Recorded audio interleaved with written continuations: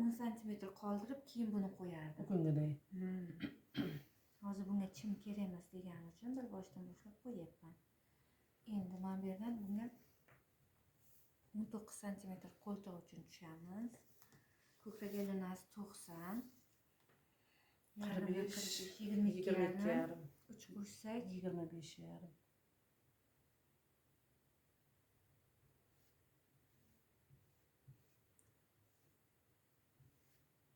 Endi bu yog'ini esa 15 santimetr tekis qilib tushamizda, keyin kengayamiz bo'ldi.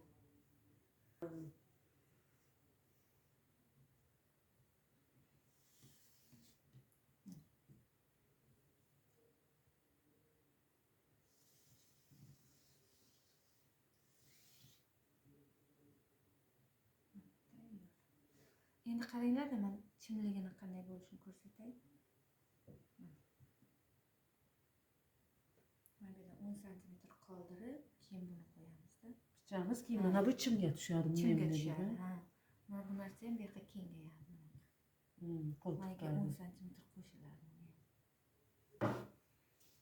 Shunda chimlik